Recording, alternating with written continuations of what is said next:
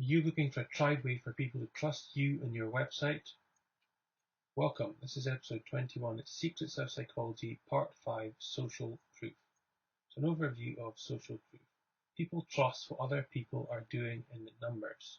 Usually when a lot of others are doing something, it's generally the right thing for us to do. It's also a very convenient shortcut for us to know what to do and who and what to trust. When uncertainty reigns, we're always looking for others for guidance. Everybody's doing is a simple saying, but it has a lot of grounding. Psychologists call this conformity, herd behavior, or the bandwagon effect. Marketers call it social proof. So social proof in a real-world example, if you think of driving in the fast lane of a motorway and you see everyone pulling into the slow lane, this is a perfect example of social proof in action. And you're generally going to pull in, you think that the others know something that you don't, and you're going to pull into that slow lane. It's a perfect example of social proof. Restaurants. If you look at two examples there and you're walking past, what restaurant are you going to go in? The one with busy, bustling people, or the one that's absolutely empty with no one in it? I would imagine you're going to choose the restaurant with the busy people in it. That's another perfect example of social proof.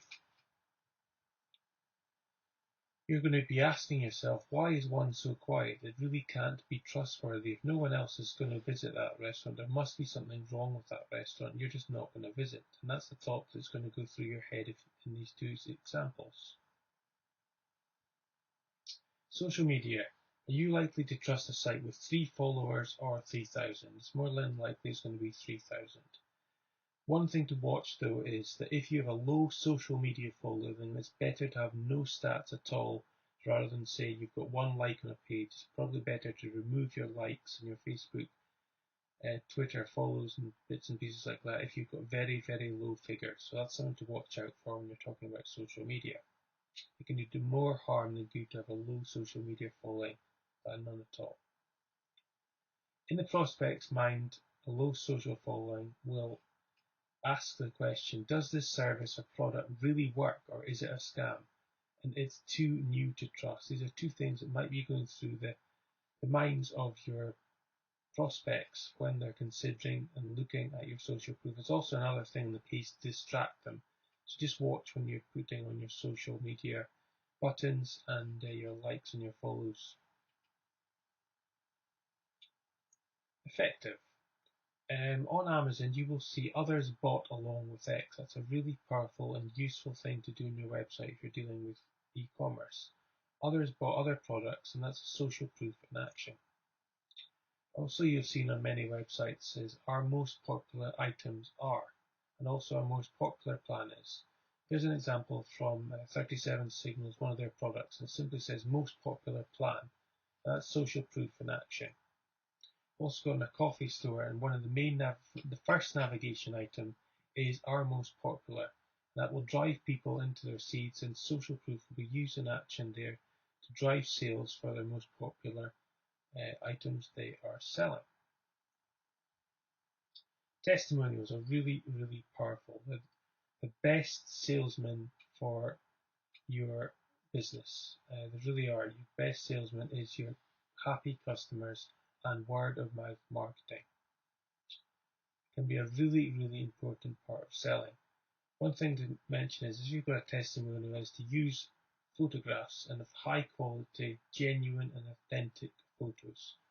If we look at this example here, we've got large images with short, descriptive testimonials with a strong name and a strong website following there. It just adds to the authenticity of those testimonials to have those photographs there. It's a really good use of social proof.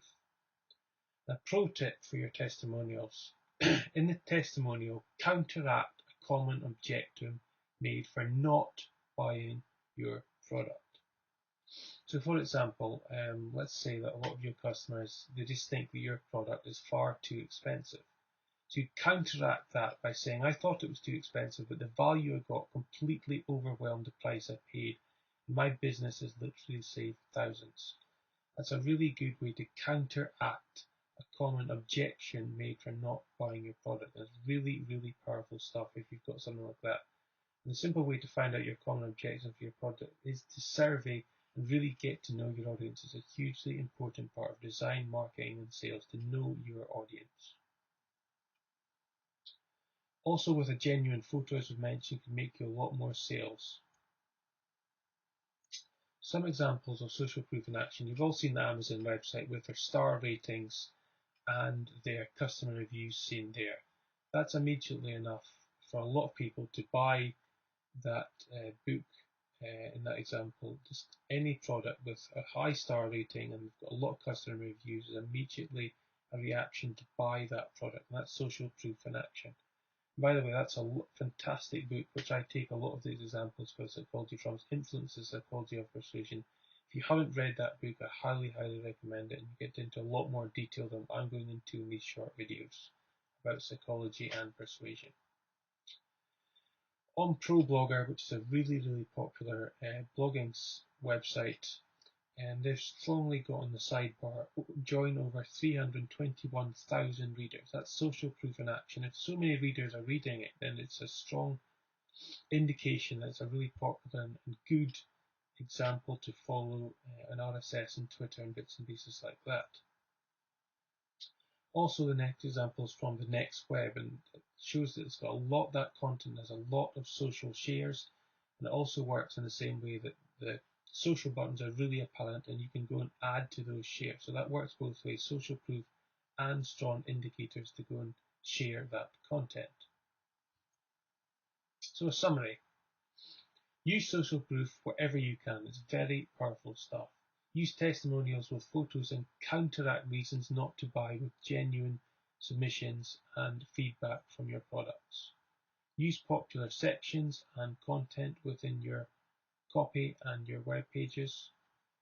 Use social media stats as long as you don't have too low counts. For instance, a web payload, this is a really new site and I don't have too many shares, and I don't have social buttons on there. So this is something to watch out for. It can do more harm than good to have low shares. And it goes with all these work persuasion and psychology techniques. Don't deceive. Don't put on false testimonials and bits and pieces like that onto your website. It's going to be completely deceiving to your audience and you will be found out at some point, and I just would highly recommend not doing that. Okay, that's a summary and that's this week's video. I hope that is some use to you. Thanks for following. Keep up with the shows. The best way is probably on Twitter. My personal account is Johnny Mac, and there's the web payload account. There's also the RSS feed, and there is also traditional email, which is a great way to keep up with the shows. Thanks.